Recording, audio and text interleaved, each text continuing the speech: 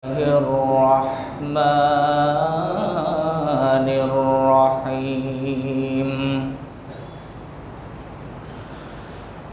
وإذ جعلنا البيت مثابة للناس وأمنا واتخذوا من مقام إبراهيم مصلى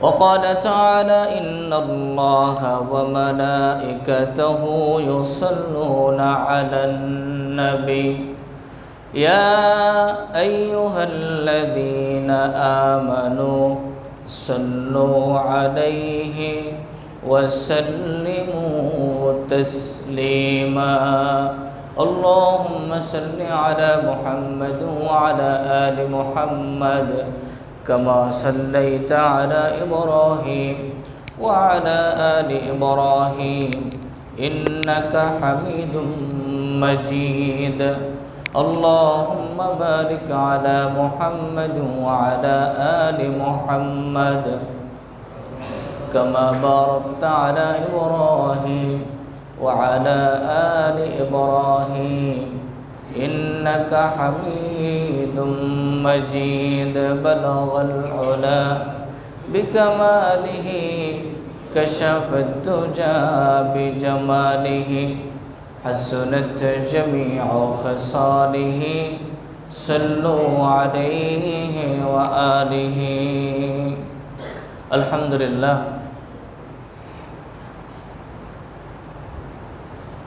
মহান রব্বুল ইজ্জত ও জালালের আরশের দরগাহে শুকর আদায় করছি যে মহান মালিক দয়া করে ভালোবেসে পবিত্র জিলকাদ মাসের পবিত্র জুমার দিনে জুমার সালাত আদায়ের লক্ষ্যে তার ঘর মসজিদে এসে বসার তৌফিক দান করেছেন। এজন্য সকলে অন্তরের স্থল থেকে হৃদয়ের সবটুকু আবেগ উজাড় করে কালিমাতুশ শুকর আদায় করছি আলহামদুলিল্লাহ। ربنا لك الحمد حمدا كثيرا طيبا مباركا فيه يا ربي لك الحمد كما ينبغي لجلال وجهك وعظيم سلطانك অসংখ্য অগণিত দরুদ সালাম বিশ্ব মানবতার মুক্তির দূত সৈয়দুল মুরসালিন সৈয়দুল কাউনাইন ওয়াস সাকালাইন নবিয়্যিনা মুহাম্মদুর রাসূলুল্লাহ সাল্লাল্লাহু আলাইহি ওয়াসাল্লাম। সম্মানিত মুসল্লিয়ান কিরাম, আমরা কথা বলতেছিলাম হজের শিক্ষা নিয়ে, মানবতার অধিকারের বিষয়। আজকের আমি আপনাদের সামনে পবিত্র কোরআনুল কারীম সূরা বাকারার 125 নম্বর আয়াতে কারিমা তেলাওয়াত করেছি।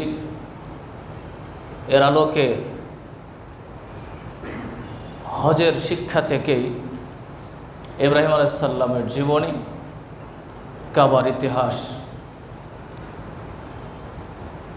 আলোচনা করার চেষ্টা করছি। ওয়া তৌফিক ইল্লা বিল্লাহ। মাস চলছে, হজের মাস সামনেই। মুসলিম উম্মার ঐক্যের একটি সর্বোচ্চ প্ল্যাটফর্ম বাইতুল্লাহ কাবা ঘর, যেখানে হজের জন্য আল্লাহ পাক রব্বুল আলামিন মানব জাতির জন্য হজকে ফরজ করে দিয়েছেন। আর এই হজের মাধ্যমে আল্লাহ সুবহানাহু ওয়া তাআলা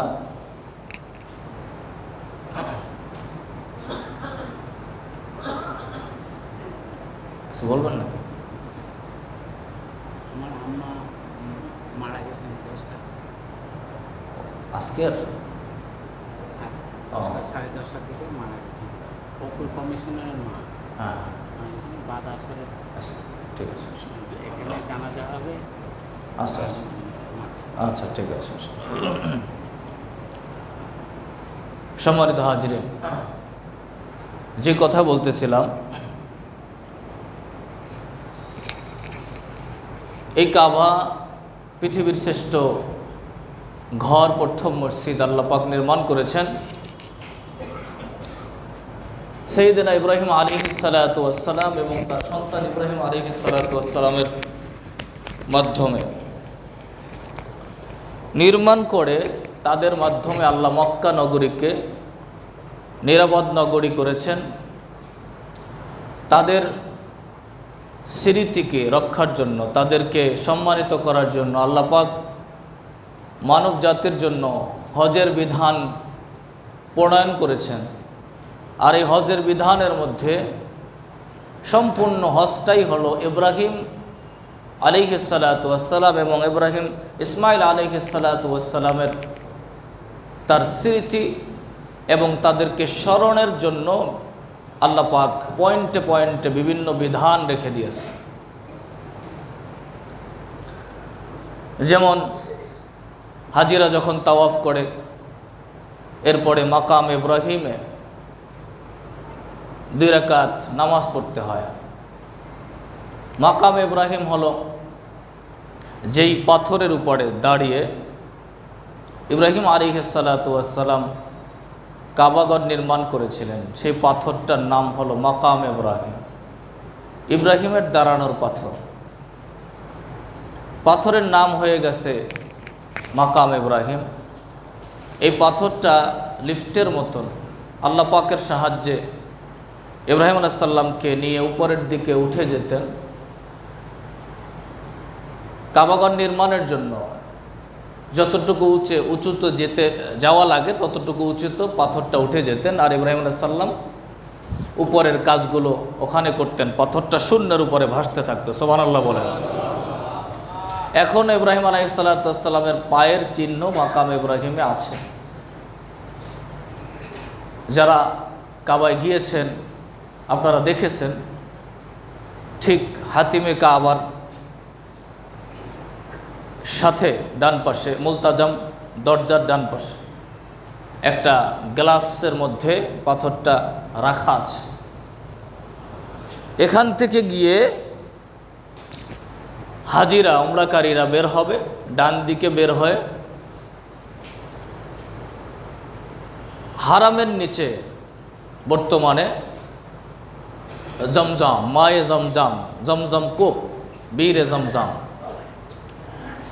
যেটাও ইব্রাহিম আলাইহিস সালামের সন্তান ইসমাইল আলাইহিস সালামের স্মৃতি, ওখানে গিয়ে একটু পানি খেতে হবে।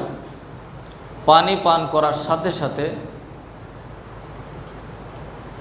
তীব্র গরমের মধ্যে যখন তাওয়াফ করে কাবাগরকে 7 বার চক্কর দেয়, একটু হাজরে আসওয়াদ রুকনি ইয়ামানি ধরার জন্য হাজিদের যে কষ্ট, প্রচেষ্টা, ঘাম ঝরানো, ত্যাগ থাকে, এটা যখন একটু জমজমের পানি পান করে সাথে সাথে আল্লাহ পাক সমস্ত কষ্টটাকে দূর করে দেয়। সুবহানাল্লাহ। আবার মনে হয় আগের মতন একদম চাঙ্গা হয়ে যায়, বাস্তবতা এটা। এরপরে সেখান থেকে গিয়ে সাফা মারওয়া সাই করতে হয় 7 বার। সাফা থেকে মারওয়া, মারওয়া থেকে সাফায় আসতে হয়। এই যে কাজটা, এটাও ইব্রাহিম আলাইহিস সালাম ইসমাইল আলাইহিস সালামের, ইসমাইলের মা হাজেরার স্মৃতি। সুবহানাল্লাহ বলেন। এই সব কিছু দেখেন, গোটা হজের সিস্টেমটাকে আল্লাহ পাক মুসলিম জাতির মিল্লাতে আবিকুম ইব্রাহিম, মুসলিম জাতির পিতার স্মৃতি বর্ধনে আল্লাহ পাক গোটা হজটার আনুষ্ঠানিকতাটাকে বর্ধন করে দিয়েছে। সুবহানাল্লাহ বলেন। এরপরে সম্মানিত হাজিরা এরপরে জামারাতে কঙ্কর মারতে হয়। এটা ইব্রাহিম ইসমাইলের স্মৃতি। এরপরে মিনাতে যেতে হয়, কোরবানি করতে হয়, এটা ইব্রাহিম ইসমাইলের স্মৃতি। গোটা হজটা আল্লাহ পাক মুসলমানদের জন্য, এটার একটা জিনিস আপনি যদি কোনোভাবে না করেন বা ভুল হয়, তাহলে হজ আদায় হবে না, পরিপূর্ণ হবে না। তার মানে একজন নবী, একজন পয়গাম্বার, পিতা আর সন্তানের কর্মকাণ্ডকে আল্লাহ পছন্দ করে। এটাকে মুসলিম জাতির তার সন্তানদের জন্য একটি নিদর্শন এবং এটি ইবাদত করে দিয়েছেন, যে ইবাদতে ভুল হলে আবার এর কাফারা দিতে হয়। আবার এটাকে ফরজ করে দিয়েছেন, এটার একটা ক্যান্সেল হলে ইবাদত পরিপূর্ণ হবে না, কবুল হবে না। এগুলো এমনিতে না, এটা ফিলিংসের বিষয়। আজকের যত কথা বলবো সবগুলো অনেকে সব জানেন, অনেকে কিছু জানেন, কিন্তু জানাটাকে আমি, জ্ঞানটাকে আমি অনুধাবনের সাথে আপনাদেরকে উপস্থাপন করার চেষ্টা করছি। অনেক জেনেছি আমরা, বাট এর প্রকৃত শিক্ষাটাকে কতটুকু উপলব্ধি করে আমরা প্রয়োগ করতে পেরেছি। সম্মানিত হাজিরিন, প্রতি বছর হজ আসতেছে, হজ যাচ্ছে, অসংখ্য মানুষ মুসলমানরা হজে যাচ্ছে। হজে তো যেতেই হবে, যাদের জন্য ফরজ তাদেরকে যেতেই হবে। ফরজ হজ করা, এরপরে যাদের হজের সামর্থ্য নাই, ওমরার সামর্থ্য হলে ওমরায় যেতে হবে। আল্লাহর ঘরের সাথে নিজের অন্তরটাকে লাগিয়ে রাখতে হবে। আর এই ঘরটাকে নির্মাণ করেছেন আল্লাহ পাক, অর্ডার করেছেন ইব্রাহিম আলাইহিস সালামকে সম্মান দিয়ে। ইরাকের বাবেল শহরের মানুষ ইব্রাহিমকে মক্কায় নিয়ে তার মাধ্যমে কাবাঘর নির্মাণ করে এরপরে এখানে হজের বিধানকে আল্লাহ সিস্টেম করে দিয়েছেন। এই সব কিছু এরপর আল্লাহ বলেছেন, আমি গোটা মানব জাতির ইমাম বানিয়ে দিয়েছি। এই সব কিছুর পিছনে একটা কারণ আছে। এই কারণটা উদ্ঘাটন করে প্রয়োগ করতে পারলে ইব্রাহিম আলাইহিস সালামের এই পিতার সন্তানের অধিকার রক্ষা হবে এবং সঠিক সন্তানের পরিচয় আমরা কিয়ামতে পার পাবো। আর না হয় বাবার পরিচয় আমরা দিতে পারবো না। আর যদি মুসলিম জাতি ইব্রাহিম খলিলুল্লাহর পরিচয় না দিতে পারে, বাবার পরিচয়, বাপ যদি সন্তানকে পরিচয় না দেয়, সন্তান যদি নেমক হারাম হয়, গাদ্দার হয়, বাবার সাথে বেয়াদবি করে, বাবার আদর্শের বিরুদ্ধে যায়, তাহলে একসময় কিন্তু বাপ সন্তানকে ত্যায্য করে দেয়, ওয়ারিস থেকে বঞ্চিত করে দেয়। কথা বলেন ঠিক কিনা? এই জন্য আসুন আমি একটু শুরুতে এই কাবা ঘর আল্লাহ পাক বলেছেন, ইন্না আউওয়ালা বাইতু বুদিআ লিন-নাস লাল্লাযী বিবাক্কাতা মুবারাকাও ওয়া হুদাল লিল আলামিন। নিশ্চয়ই পৃথিবীর প্রথম ঘর এই মক্কায় কাবাকে আমি নির্মাণ করেছি এবং এটা হলো গোটা মানব জাতির হেদায়াত, মানব জাতির গোটা বিশ্ব মানবতার হেদায়াত। এবং আল্লাহ পাক বলেন রহমাতুল লিল আলামিন, গোটা বিশ্ব জগতের কাবা হলো মশাল, কাবা হলো পথ প্রদর্শক গোটা বিশ্বজগতের। আর আমার নবী বিশ্বনবী মুহাম্মদুর রাসূলুল্লাহকে আল্লাহ বলেছে রহমাতুল লিল আলামিন, গোটা বিশ্ব জগতের রহমত হলো আমার নবী সাইয়্যিদনা মুহাম্মদুর রাসূলুল্লাহ। আল্লাহ বলেছেন আলহামদুলিল্লাহি রাব্বিল আলামিন। আল্লাহ হলেন আলমের রব, আমার নবী হলেন আলমের রহমত, আর কাবা ঘর হলো আলমের হেদায়াত। সুবহানাল্লাহ বলেন। যাদের অন্তর আল্লাহর ঘরের সাথে জড়িয়ে থাকবে, এই ঘরটাকে নির্মাণ করে আল্লাহ পাক ঘোষণা করে দিয়েছেন উম্মতে মুহাম্মাদির একটা শ্রেষ্ঠত্ব হলো উম্মতে মুহাম্মাদি গোটা পৃথিবীতে আল্লাহর ঘর নির্মাণ করে। সুবহানাল্লাহ বলেন। এই যে মসজিদ দেখেন, এই যে ঘর দেখেন আপনার এলাকার, এটাকে আপনি জানাতন কিছু মনে করবেন না, এটা বাইতুল্লাহ, ওই কাবার একটা অংশ। সুবহানাল্লাহ বলেন। গোটা পৃথিবীতে যত মসজিদ রয়েছে এই সবগুলো মসজিদ হলো আল্লাহর ঘর, কাবার একটা অংশ। ওই কাবাকে যেমন ইজ্জত করতে হয়, গোটা পৃথিবীর একটা টিনের ছাপরা দেয়া মসজিদটাকেও এমন ইজ্জত করতে হয়। আল্লাহু আকবার বলেন। গোটা পৃথিবীর কোনো মসজিদের সাথে কেউ দুশ্মনী করলে আল্লাহর ঘর কাবার সাথে দুশ্মনীর সমতুল্য হয়ে যায়। এই ঘরটা নির্মাণ করার পরে ইব্রাহিম আলাইহিস সালাম বলছেন, ওয়া ইয জাআলনাল বাইতা মাসাবাতাল লিন-নাসি ওয়া আমনা। আল্লাহ পাক বলেন, এই ঘরটাকে আমি মানুষের সম্মেলন স্থল করে দিয়েছি। গোটা মুসলিম উম্মাহ এই ঘরে ইস্তেমা করবে, সম্মেলন করবে। সুবহানাল্লাহ বলেন। ওই জায়গায় যখন যায় একসাথে তাওয়াফ করে, তাদের মধ্যে সুন্নি, হানাফি, লামাযহাবি, আহলে হাদিস আছে নাকি? আছে আছে। ওখানে কারো পরিচয় আছে? হ্যাঁ, কথা বলছেন না কেন? কিন্তু আমাদের দেশে, গোটা পৃথিবীতে মুসলমানদের মধ্যে ভাগ আছে না নাই? হ্যাঁ, ভাগ করতে করতে এখন একজন মুসলিম লিডার মারা গেলেও তখন তার জন্য দোয়া করা যাবে কিনে দিয়ে ফতোয়া আসে যে সে শিয়া, শিয়াদের জন্য দোয়া করা যাবে। হুজুররাই ফতোয়া দেয়। ঈমান এক জিনিস, আকীদা আর এক জিনিস। আপনারা জানেন ইরানের প্রেসিডেন্ট রাইসি গোটা পৃথিবীর যখন মুসলমানদের দুর্দশা, তখন সবচাইতে কঠিন শক্তিশালী ভূমিকা পালন করেছেন ইরানের প্রেসিডেন্ট রাইসি। গোটা পৃথিবীর ইহুদি, খ্রিস্টান, বিধর্মী যারা মুসলমানদের নিধন করতে চায়, এর মধ্যে শক্তিশালী ভূমিকা পালন করছে আমেরিকা এবং ইসরায়েল। এই রাইসির মৃত্যুতে আমেরিকা এবং ইসরায়েল সবচাইতে বেশি খুশি হয়েছে। কথা বলেন না কেন? আমার কথা কোনোটা বেঠিক হলেও তখন বলবেন অবশ্যই। বলেন তো দেখি, এই পৃথিবীতে রাইসির মৃত্যুতে সবচাইতে বেশি খুশি হয়েছে কারা? ইসরায়েল এবং আমেরিকা। এ কথা ঠিক আছে কি না? এখন ইসরায়েল আমেরিকা যার মৃত্যুতে খুশি হয়েছে, তার মৃত্যুতে মুসলমান দোয়া করবে কি করবে না সেই বিষয়ে ফতোয়া আসে, এটা মুসলমানদের জন্য বড় দুর্ভাগ্য। কথা বলেন ঠিক কি না? কারণ যখন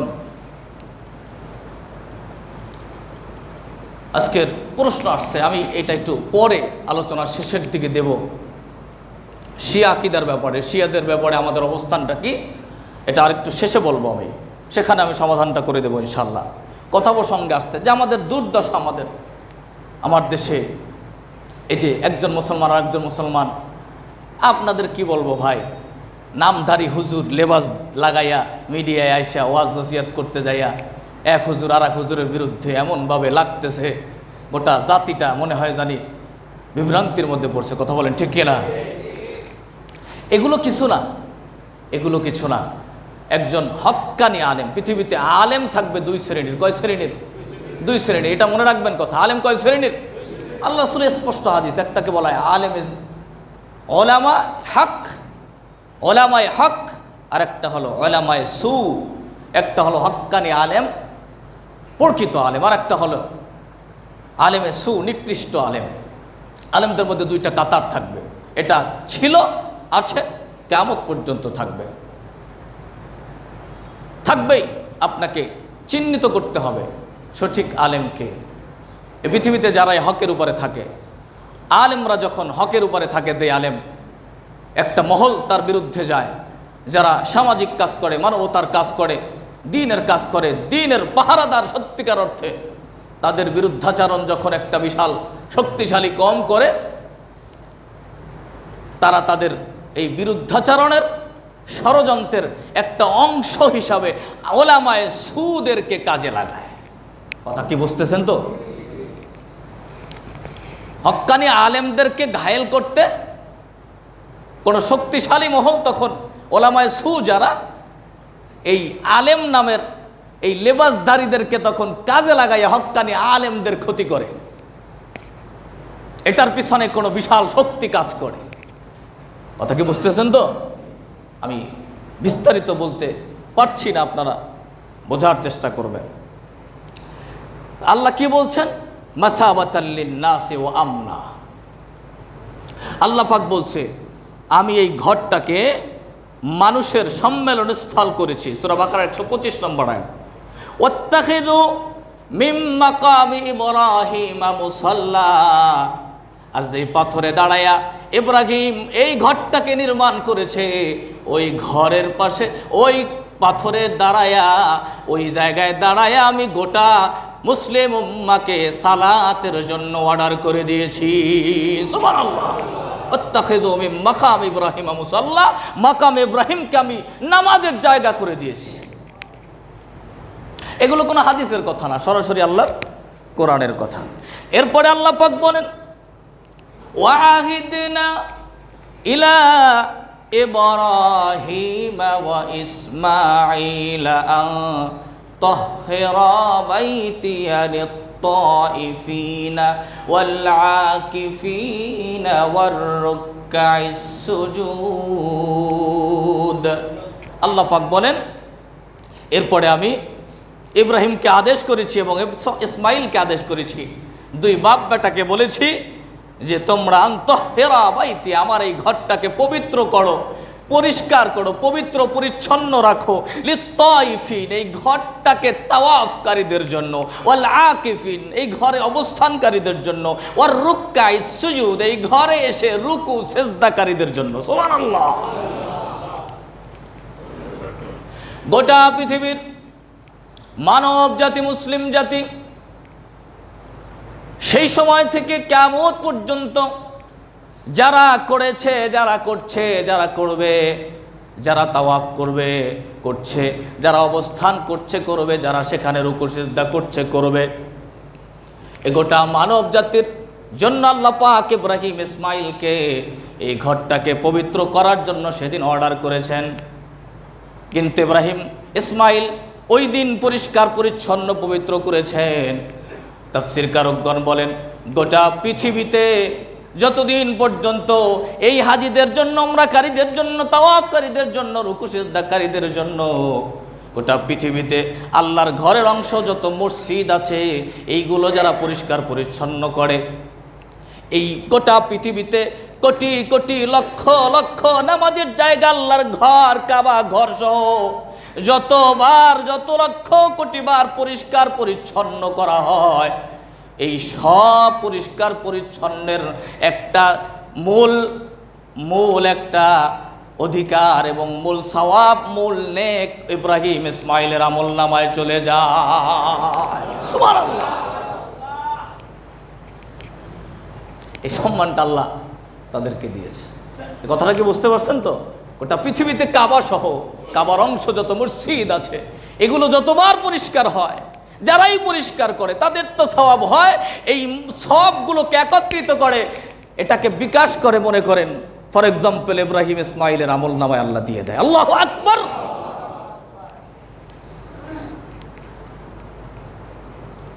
ইব্রাহিম আলাইহিস সালাতু ওয়াস সালাম এই মক্কা নগরীকে আল্লাহ পাক পবিত্র করেছেন। মক্কা মদিনাকে আল্লাহ পাক সমস্ত ফলাদি দিয়ে আল্লাহ পাক সমৃদ্ধ করেছেন। এটাও আল্লাহ পাক করেছেন ইব্রাহিম খলিলুল্লাহর দোয়ার কারণে। এটা তোমরা যেন জানো, এই জন্য আল্লাহ কোরআনে ঢুকায় দিয়েছে, গোটা পৃথিবীর মানুষ যেন জানে এটা, যে আমি আল্লাহ মক্কা নগরীতে, মদিনাতে এত সমৃদ্ধ করে দিয়েছি। এটা আমি আল্লাহ এমনে করি নাই, এটা করেছি আমার ইব্রাহিমের পাগল হয়ে। সুবহানাল্লাহ বলেন।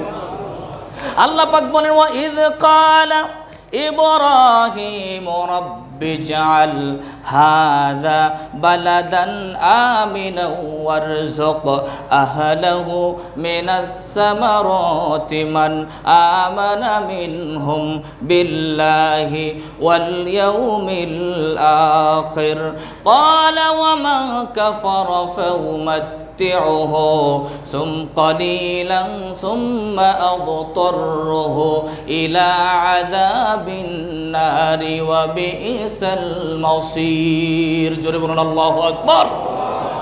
আল্লাহ পাক বলেন, যখন ক্বালা ইব্রাহিম যখন বলেন, রব্বি, হে আমার রব, ইজআল হাযা বালাদান আমিনা, আপনি এই মক্কা মদিনা এই নগরীটাকে আপনি নিরাপত্তার শহর করে দেন। সুবহানাল্লাহ বলেন। ওয়ারযুক আহলাহু মিনাস সামারাতি মান আমানা মিনহুম বিল্লাহি ওয়াল ইয়াউমিল আখির, আর যারা আপনার উপরে এবং আখিরাতের উপরে বিশ্বাস স্থাপন করে, যারা আপনার উপরে এবং আখিরাতের উপরে বিশ্বাস স্থাপন করে, ইব্রাহিম সাল্লাম এদেরকে ঈমানদার বলেছেন।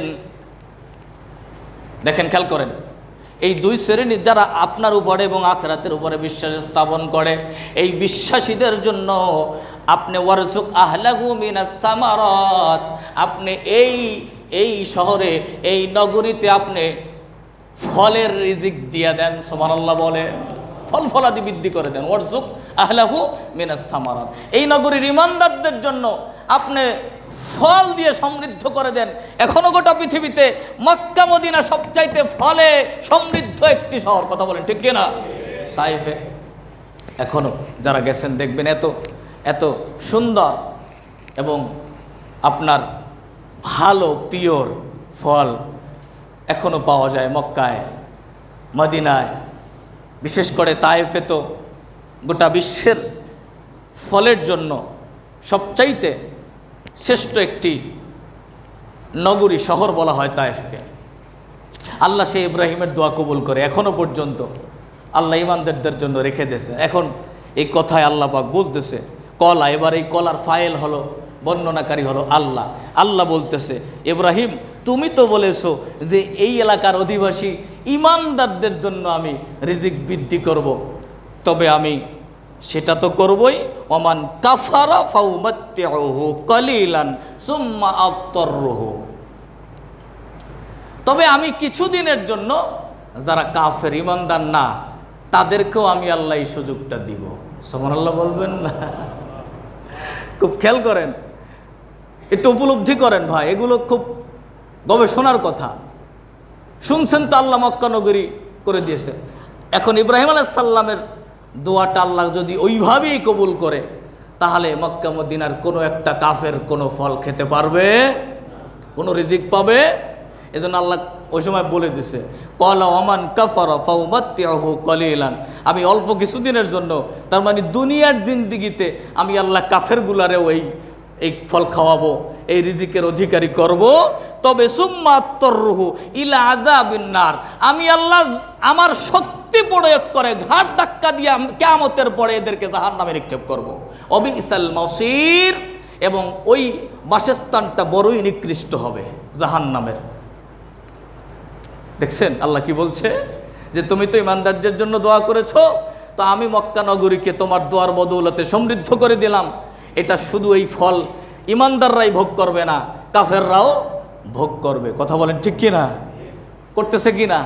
করছে কি না? মক্কা মদিনায় আল্লাহ রাসূল যখন ছিল, কাফেররা ছিল কি না? এখনও আছে কি না? আছে। কাফের তো আমাদের মসজিদেও আছে, গোটা পৃথিবীর মসজিদেও কাফের থাকে। অবিশ্বাস হয় নাকি আপনাদের? হাদিস স্পষ্ট বুখারী। এখন দুই একটা আছে, কিয়ামতের আগে গোটা মসজিদে মুসল্লি ভরে যাবে, কিন্তু একটা মুমিনও থাকবে না, একটা মুমিনও থাকবে না। তো ইমাম মুয়াজ্জিন সহ সব কাফের হয়ে যাবে। স্পষ্ট বুখারীর হাদিস। কিয়ামতের আগে এমন একটা অবস্থা হবে যে মসজিদে কোনো ইমানদার খুঁজে পাওয়া যাবে, লেবাসে, সূরাতে, সিরাতে সব কিছু থাকতে পারে, নামাজও পড়বে, কিন্তু তারা কাফের। কারণ কি? কারণ ওইটাই, ওই যেই ওয়াজ করলে বলেন রাজনীতির ওয়াজ, ওই জায়গাটাই মূলত সমস্যা। যখনই নামাজের কথা বলে ওই হুজুর ভালো, যখনই দিনের কথা বলে হুজুর ভালো। এখন সমাজে এক জায়গায় হত্যা হয়েছে, খুন হয়েছে, মুসলিম খুনের পক্ষে হুজুর ওয়াজ করলে এটা বলে রাজনীতি হয়ে যায়। যিনি বলেছে উনি প্রকৃত ইমানদার হতে পারে।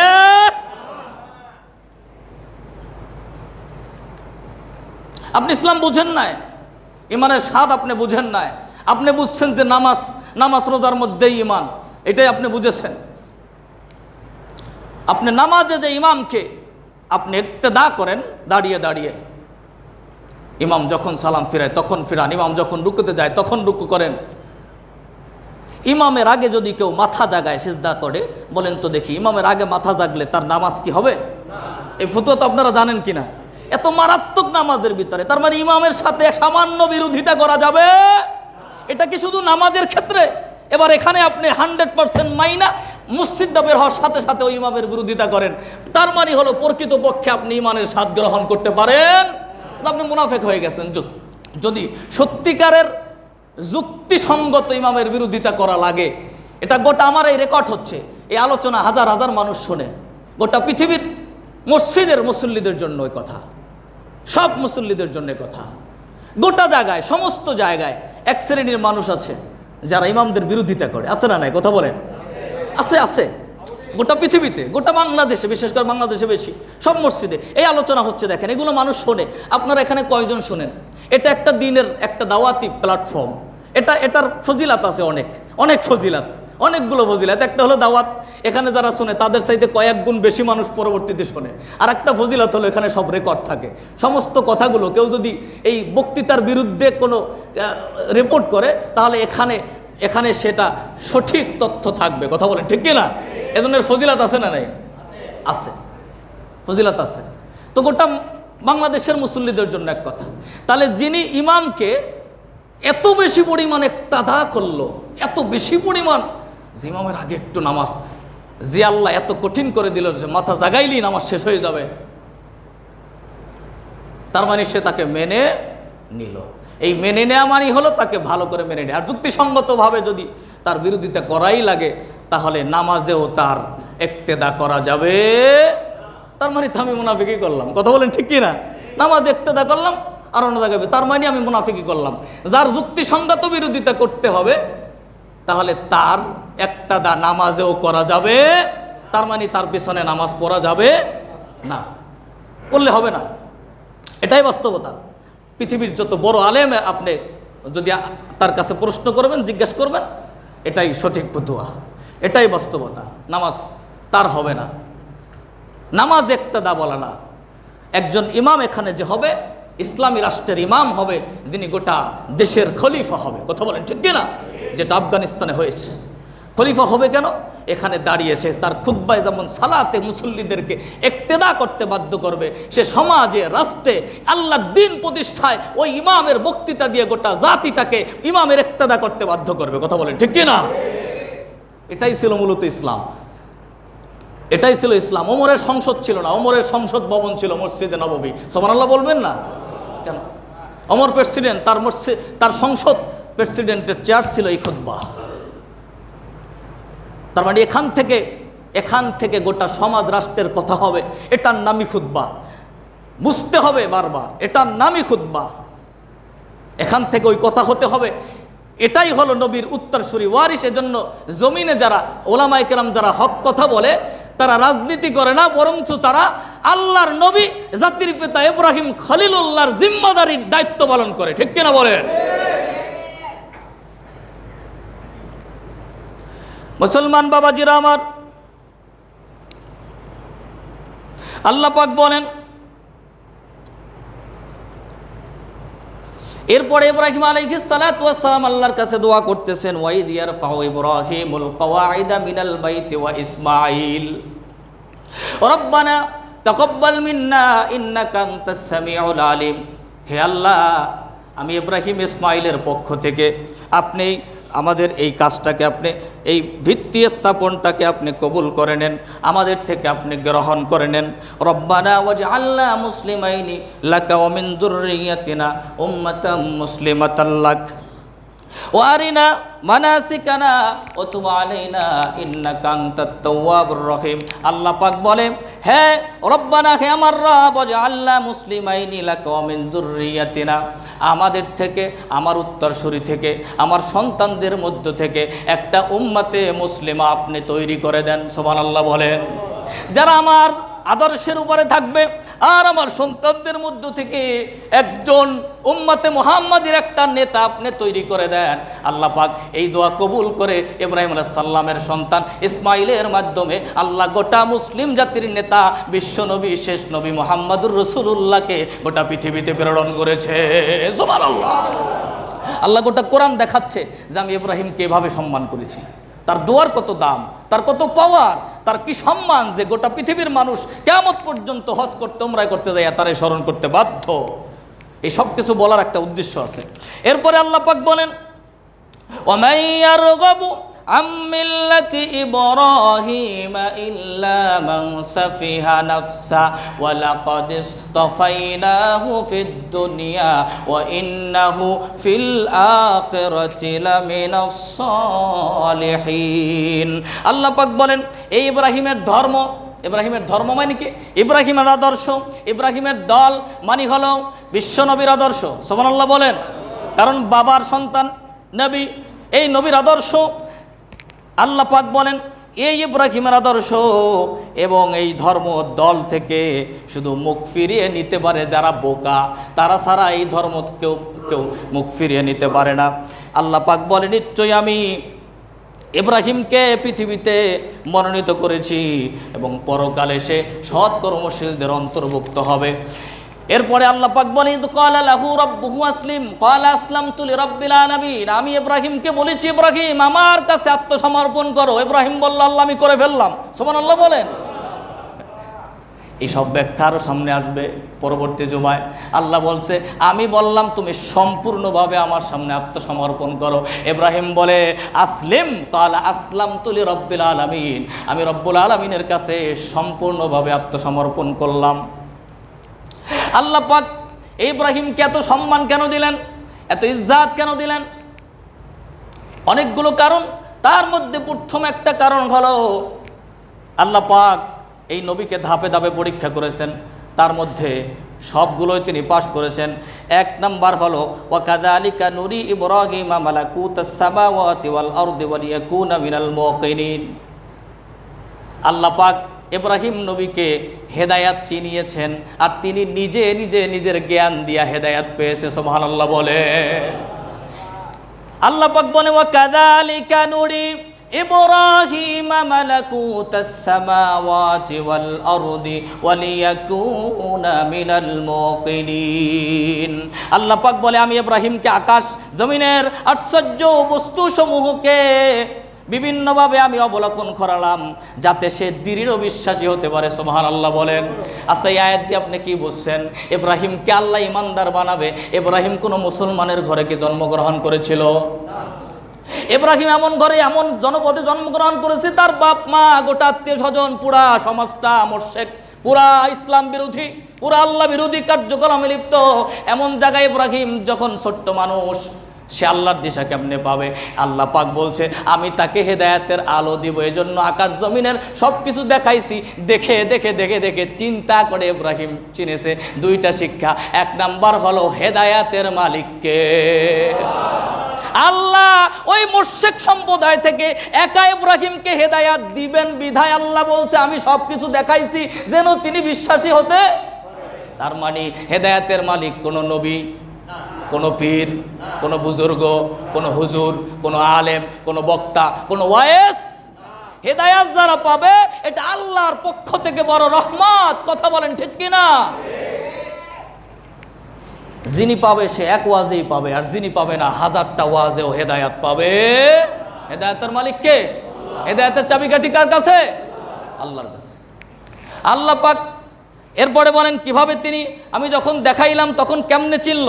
এবার তিনি আকাশের দিকে যখন তাকায় তখন দেখে টিপ টিপ করে তারকার আলো জ্বলে। তারকার আলো জ্বলে জ্বলে যখন তিনি দেখছে তখন তিনি বলছে ফালাম্মা জান্না আলাইহিল লাইলু রাআ কাওকাবা ক্বালা হাযা রাব্বি ফালাম্মা আফালা ক্বালা লা উহিব্বুল আফিলিন। ইব্রাহিম তারকার দিকে তাকায়া মনে করছে এটাই মনে হয় তার রব। তখন তিনি বলতেছে এটাই মনে হয় আমার রব। যখন তারকা স্তম্ভিত হয়ে গেছে, নিভে গেছে, ডুবে গেছে, চলে গেছে, তখন ইব্রাহিম বলতেছে না, যে চলে যায় সে কোনোদিন রব হতে পারে? বলেন তো দেখি, এই যে চলে যায় সে রব হতে পারে না, এই চিন্তাটা ইব্রাহিম তার আকল দিয়ে করেছে। কথা বলেন ঠিক কিনা? এই জন্য আকলের উপরে আল্লাহ প্রশ্ন করবে সেদিন, বিবেকের উপরে আল্লাহ প্রশ্ন করবে। যাদের বিবেক আছে সত্য বুঝেও চাপা দিয়ে রাখছে, সত্য বুঝে। কিন্তু ইব্রাহিম সত্য খুঁজেছে। আল্লাহ কয় আমি হেদায়েত দিব তারে যার মধ্যে সত্য অনুসন্ধানের চিন্তা আছে। সুবহানাল্লাহ বলবেন না? ইব্রাহিমের মধ্যে সত্য অনুসন্ধানের চিন্তা আছে বিদায় ইব্রাহিম হেদায়েত পাচ্ছে কেমনে দেখেন। কিন্তু তার বাবা মা কে আর কারো মধ্যে সত্য অনুসন্ধানের চিন্তা ছিল না। সত্য বোঝা, সত্য অনুসন্ধানের চিন্তা, মন মানসিকতা আগে লালন করা লাগবে। মানে হক কথা স্বীকার করার অন্তর লাগবে। সুবহানাল্লাহ বলেন। মুসলমান বাবাজিরা আমার, এরপরে হঠাৎ করে চন্দ্রের দিকে তাকায়। ফালাম্মা রাআল কমারা বাযিগান ক্বালা হাযা রাব্বি ফালাম্মা আফালা ক্বালা লা ইল্লাম ইয়াহদিনি রাব্বি লাআকুনান্না মিনাল কওমিদ দাল্লিন। ইব্রাহিম আলাইহিস সালাম চন্দ্রকে দেখে বলতেছে, জলমলে চন্দ্র, এটাকে দেখে বলতেছে এটাই আমার রব। এবার যখন চন্দ্রটা ডুবে গেছে তখন সে বলতেছে না, আমার রব যে ডুবে যায় সে আমার রব হতে পারে। এরপরে ফালাম্মা রাআ শামসা বাযিগাতান, সংক্ষেপে বলতেছি, ক্বালা হাযা রব্বি হাযা আকবার। সূর্যের আলো যখন দেখছে খুব চকমকে ঝলমলে সূর্যের আলো, তখন তিনি বলছে হাযা আকবার, এটাই আমার সবচাইতে বড় রব। কিন্তু সূর্যের আলো যখন নিভে গেছে তখন তার জ্ঞান দিয়ে, আকল দিয়ে সে সত্য অনুধাবন করছে, তখন সে বলেছে না, যে ডুবে যায় সে আমার রব হতে পারে।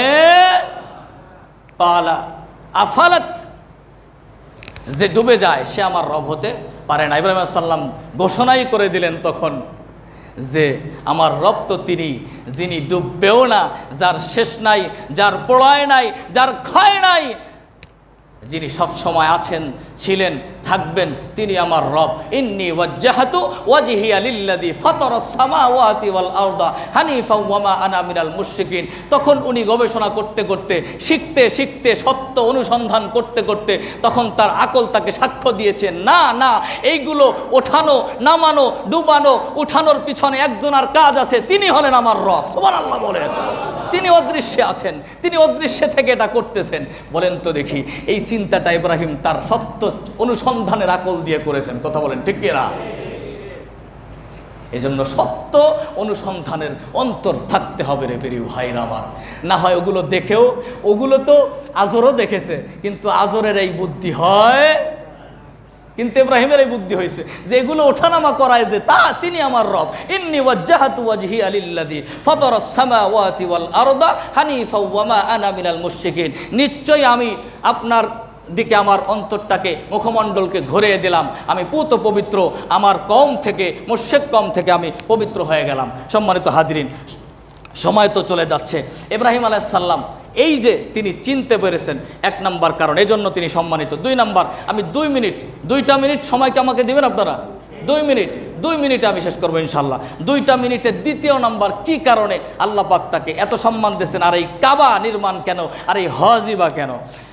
ইব্রাহিম আলাইহিস সালাম তার বাবাকে, মাকে দাওয়াত দিছে, মা গ্রহণ করে না, মা একটা থাপ্পড় মেরেছে। বাবাকে বলতেছে, বাবা, ইয়া আবাতি, আরবি গ্রামারে ওলামায়ে কেরাম থাকলে বুঝবেন, বাবাকে সবচাইতে সম্মান দিয়ে আদর করে ডাক দেয়ার সবচাইতে সুন্দর শব্দের নাম হলো ইয়া আবাতি, ইয়া আবাতি। আর ছেলেকে আদর করে ভালোবেসে ডাক দেওয়ার শব্দ হলো ইয়া বুনাইয়া। কোরআন শরীফে সূরা ইউসুফের 5 নম্বর আয়াতে ইউসুফ তার বাবাকে ডেকে বলছে, ইয়া আবাতি ইন্নী রাআইতু আহাদা আশারা কাওকাবা ওয়াশ শামসা ওয়াল কামারা রাআইতুহুম লি সাজিদিন। হে আমার বাবা, আমি স্বপ্নে দেখতেছি আমাকে একটা চাঁদ, একটা সূর্য আর 11টা তারকা আমাকে সিজদা করতেছে। সুবহানাল্লাহ বলেন। তো ইউসুফ তার বাবাকে ডাক দিয়ে বলছে ইয়া আবাতি। সুবহানাল্লাহ বলেন। আবার ইব্রাহিম আলাইহিস সালাম সূরা সফফাতের 100 নম্বর আয়াত, আমি সামনে কোরবানির আলোচনায় বলবো এটা। যখন ইব্রাহিম আলাইহিস সালাম তার ছেলেকে বলছে যে, ছেলে, ইয়া বুনাইয়া, হে আমার প্রিয় বৎস বুনাইয়া, আমি দেখছি তোমাকে আমি জবাই করতেছি, তোমার কাজ কি? তখন ইসমাইল কি বলতেছে, ইয়া আবাতি ফাল মা তোমার, হে আমার, এই যে ইয়া আবাতি, খেয়াল করতেছেন তো, হে আমার সম্মানিত পিতা, আপনার উপরে যে অর্ডার হয়েছে আপনি সেটা করেন। সুবহানাল্লাহ বলেন। এই যে বারবার। আবার সূরা লোকমান তার সন্তানকে ডাকছে, ইয়া বুনাইয়া আকিমিস সালাহ, হে আমার প্রিয় বৎস তুমি নামাজ কায়েম করো। তাহলে আমি যেটা বুঝাইতে চাই, পিতাকে ডাকার সবচাইতে উত্তম সম্মানের শব্দ হলো ইয়া আবাতি। ইব্রাহিম আলাইহিস সালাম বারবার এই শব্দটা দিয়ে তার বাবাকে ডাকতেছে, বলতেছে, ইয়া আবাতি ইন্নী কদ জাআনি মিনাল ইলমি মা লাম ইয়াতিকা ফাত্তাবি'নি আহদিকা সিরাতান সাওয়িয়া। হে আমার প্রিয় বাবা, সম্মানিত বাবা, আমার কাছে যে ইলম আছে আপনার কাছে সেটা নাই, আপনি আমাকে অনুসরণ করেন, আমি আপনাকে সঠিক পথ দেখাবো। সুবহানাল্লাহ বলেন। আবার বলতেছে, ইয়া আবাতি লিমা তা'বুদু মা লা ইয়াসমা ওয়া লা ইউবসিরু ওয়া লা ইউগনি আনকা শাইয়া। হে বাবা, হে আমার সম্মানিত বাবা, আপনি যার ইবাদত করেন সে তো শোনেও না, সে দেখেও না, সে কোনো উপকারও করতে পারে না, তাহলে কিসের জন্য তার ইবাদত করেন? আবার ডাক দিয়ে বলতেছে, ইয়া আবাতি, বারবার। এগুলো আমি সূরা আপনার মারিয়াম থেকে বলতেছি, মারিয়ামের ধারাবাহিক সব আয়াতে আল্লাহ এগুলো বলতেছে। এবার আবার ডাক দিয়ে বলে, ইয়া আবাতি, হে আমার বাবা, লা তাবুদিস শয়তান, আপনি শয়তানের অনুসরণ করবেন না, ইবাদত করবেন না। ইন্নাশ শাইতানা কানা লির রহমানি আসিয়া, নিশ্চয়ই শয়তান দয়াময় রহমানের অবাধ্য। আবার ইব্রাহিম ডাক দিয়ে বলতেছে, ইয়া আবাতি, খেয়াল করতেছেন তো? সুবহানাল্লাহ বলেন।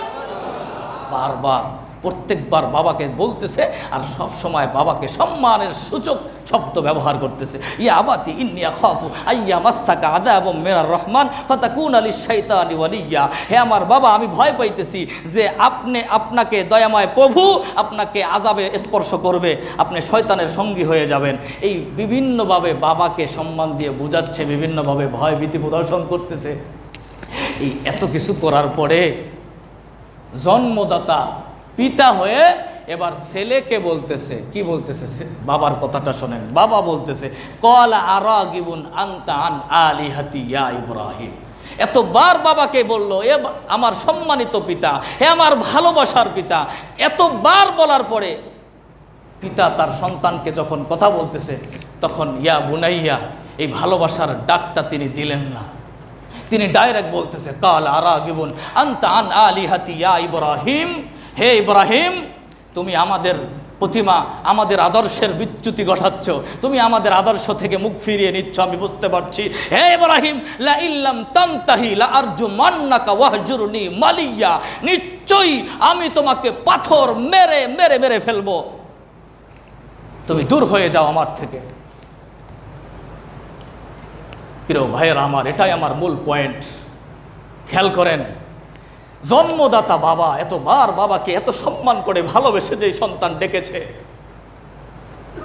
তিনি যখনই বাবার আদর্শের সাথে সন্তানের আদর্শ মিলে নেয়, সন্তান যখনই দ্বীনের দাওয়াতি কাজ করতেছে, সন্তান যখনই একামতে দ্বীনের কাজ করতেছে, সন্তান যখনই তাওহীদের দাওয়াত দিচ্ছে, তখন ওই জন্মদাতা বাবা তার সন্তানকে ভালোবাসার ডাকে ডাক দেওয়া তো দূরের কথা, বরং তিনি তার ঘোষণা দিয়েছে, তুই যদি দূর হয়ে না যাও তোকে আমি পাথর মেরে মেরে ফেলবো। তার মানে হলো, যদি আপনি হকের উপরে থাকেন, হকের পথে থাকেন, হকের কথা বলেন, সত্যিকার দ্বীনের উপরে থাকেন, তাহলে ইব্রাহিম নবী হয়ে তার বাপ যদি তার বিরুদ্ধে এমন অবস্থান নিতে পারে, তাহলে আমাদের আপনজন, আমাদের ভাই, আমাদের বাইস্তা, আমাদের প্রতিবেশী, আমাদের এলাকার মানুষ আমাদের হকের উপরে থাকলে বিরোধিতা করবে। এটাই তো স্বাভাবিক, কথা বলেন ঠিক কিনা?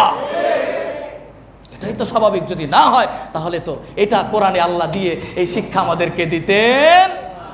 আপনি যদি ইব্রাহিমের মতন থাকেন তাহলে আগুনে পড়তে হবে। এরপরে ধারাবাহিক আগাচ্ছে সামনে, এটা নিয়ে আপনাদেরকে ইনশাল্লাহ আমি কুরবানির দিকে চলে যাব, আল্লাহ যদি তৌফিক দান করে। ধারাবাহিক অত্যন্ত মজার বিষয় আছে।